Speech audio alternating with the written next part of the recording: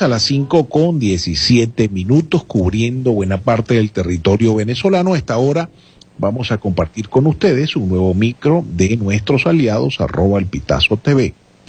Este trata sobre, le niegan acceso a un médico en un hospital del Estado Bolívar por haber protestado. Escuchemos. A continuación, suena donde otros callan, El Pitazo.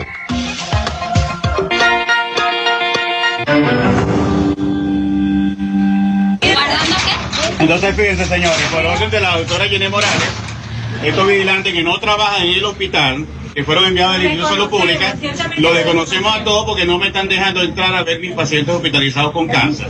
Entonces responsabilizamos a la doctora Jenny Morales y al doctor Lucero por la situación grave que está pasando en el hospital en estos momentos. Los médicos nos vamos a mantener afuera, no hay nada por escrito en donde se me prohíba la entrada al hospital. Solamente de parte verbal son las mismas personas que han venido cada todos estos días que manda la doctora Jenny a amedrentar a los médicos y a los pacientes que nos mantenemos en propiedad. A esta hora ya tenemos contacto telefónico con Laura Lousa, quien es abogada, profesora universitaria, fundadora y directora del Observatorio Venezolano de la Justicia. Muy buenas tardes, Laura. Buenas tardes, ¿cómo está? Muy bien, gracias por concedernos este tiempo, Laura. Hay un informe que ustedes presentaron este mes que tiene que ver con la negativa del Poder Judicial de dar acceso a la información pública, que es algo, digamos, que reiteradamente otros organismos, por ejemplo el Banco Central de Venezuela, también ha venido practicando en los últimos tiempos. Ahora, ¿qué datos, digamos, comparten ustedes con este informe que se ponga sobre el tapete, digamos, la dimensión de esta negativa de brindar información pública? Bueno, buenas tardes nuevamente. Yo soy la directora de Acceso a la Justicia, como bien tú decías. Nuestro Twitter es @accesoajusticia. Acceso a Justicia es nuestra página en Facebook y Acceso a la Justicia es nuestra cuenta en Instagram. Fíjate, efectivamente nosotros hicimos un estudio del 2000 hasta el 2016 de las sentencias que ha dictado el Tribunal Supremo en materia de derecho de acceso a la información pública, y en particular en casos lo ha concedido, lo ha negado. Los recursos pueden haber sido ejercidos por diputados opositores al gobierno, por ONG, por ciudadanos, y básicamente, bueno, ahí resaltan muchos recursos de ONG, particularmente Provea, Transparencia y Espacio Público.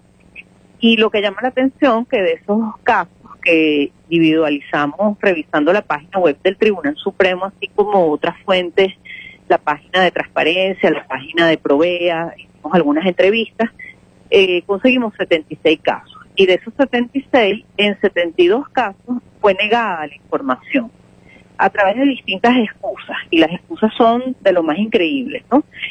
Bueno, que por ejemplo no se puede molestar a la administración pública, que por ejemplo la administración pública, para ser eficiente, no puede perder tiempo en estar respondiéndole a usted sobre ese tipo de cifras o estar buscando esas cifras. Que por ejemplo, una de las más increíbles fue el caso del Contralor, que se pidió el sueldo del Contralor y si no me equivoco fue Provea, y entonces dijeron que era una información privada, que era algo que iba contra el derecho a la intimidad de los funcionarios públicos. Imagínate tú, como si eso fuera de índole personal. Entonces, tú ves que aquí en Venezuela, en este régimen de gobierno, con esta concepción política, pues hemos creado un superestado que cree que tiene derechos y no deberes, no tiene responsabilidad. Hay una impunidad y una corrupción a causa de eso impresionante. Tenemos también un estudio sobre el sistema de justicia, de pronto estaremos publicando en ese sentido, de varias cifras que lo indican. Y bueno, y además el propio Estado promueve esa corrupción y esa impunidad, bueno, con situaciones como las que estamos viviendo, que en vez de meter preso a la gente y por cosas menores mete preso a cualquiera, en vez de meter preso a quien delinque, mete preso por cosas menores a cualquiera que se manifiesta, a un alcalde, con además aplicando la ley de una manera muy dura. Sí, Laura, estas respuestas han sido, digamos, de manera verbal o han sido respondidas a través de comunicaciones escritas. Y todo eso está en sentencias. Nosotros en el informe tenemos... Por ejemplo, digo, la solicitud en el caso del sueldo del contralor, ¿fue una respuesta mediante una comunicación escrita o simplemente verbal? Sí, una sentencia. O sea, son sentencias del Tribunal Supremo. Nosotros lo que hicimos fue un estudio de las sentencias. Y en las sentencias, y además en el estudio lo ponemos entre comillas, ponemos el número de la sentencia y todo, y se puede buscar en la página web, pues tenemos específicamente las respuestas al respecto. O sea, esas son respuestas, aunque usted no lo crea, que ha dado el Tribunal Supremo distintas salas, porque la sala constitucional ha sido de las más importantes, pero también la sala político-administrativa. Sí, son respuestas, están por escrito en las sentencias, así. Usted no debe molestar a la administración. Es decir, el sueldo del contralor y el sueldo de cualquier funcionario público, según esa sentencia, Laura, que has mencionado y que mencionan ustedes en su informe, es de carácter privado. Por ejemplo, sí. Imagínate. Sí, yo te puedo leer algunas de las respuestas y te puedo decir cuáles son las sentencias, además. Aquí, por ejemplo, otra es que atenta contra la eficiencia del Estado, ¿no?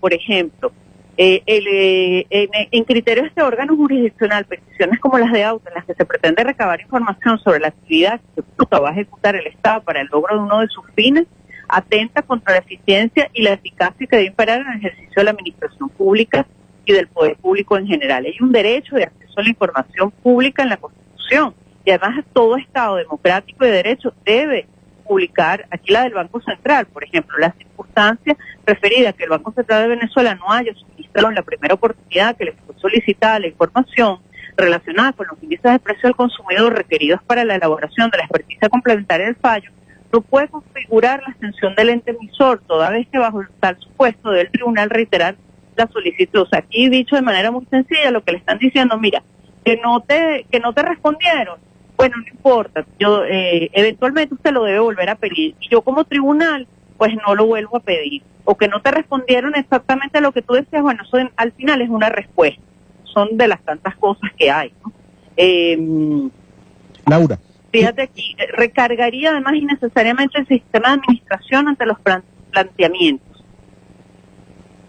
Sí, una cosa verdaderamente insólita. Ahora, Laura, este informe, como lo has señalado, pues va desde el año 2000 hasta el 2016, sentencias pues que ha emitido el Poder Judicial en Venezuela. Ahora, Laura, tú que estás al frente de esta ONG, el Observatorio Venezolano de la Justicia, ¿cómo ves el perfil del Poder Judicial en Venezuela ya, digamos, en este año 2017 con toda la conflictividad política que hemos tenido en el mismo?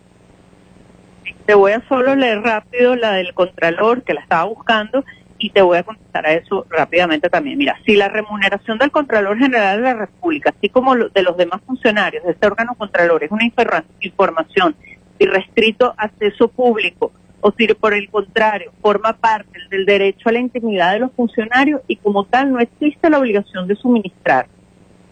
Entonces al final dice, en resumen, esta es una sentencia de la Sala Constitucional del 15 de julio de 2010, es la número 745, y dice, la intimidad de los funcionarios públicos es un derecho fundamental.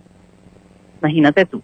Entonces, bueno, volviendo a lo del Poder Judicial, la situación es muy mala porque el Poder Judicial tiene que garantizar la integridad de la Constitución y los derechos de los ciudadanos frente al Estado, y además la aplicación del derecho en el sentido de algo que te va a proteger frente a la autoridad y va a controlar al poder. Y aquí el Poder Judicial hace exactamente lo contrario. Aquí protege al poder, controla al funcionario para que no diga nada en contra, al ciudadano para que no diga nada en contra del poder, y además lo restringe en el ejercicio de sus derechos y le da cada vez más derechos en vez de deberes al Estado y no reconoce los deberes que tiene respecto al ciudadano. Entonces está todo al revés. Y por eso es el desorden que estamos teniendo, la anarquía que tenemos, la impunidad que tenemos, la corrupción que tenemos, y unos funcionarios que se cree que tienen privilegios por encima de los ciudadanos, y unos ciudadanos totalmente desprotegidos y cada vez con una crisis humanitaria peor. Y ciertamente, Laura, bueno, te agradecemos muchísimo por compartir con nosotros estos minutos. Laura Lousa, @Laura Lousas en Twitter.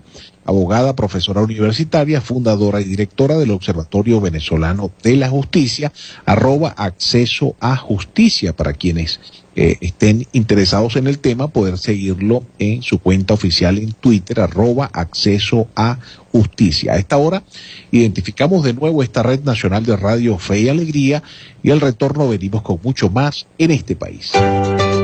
Tu opinión nos ayuda a visualizar con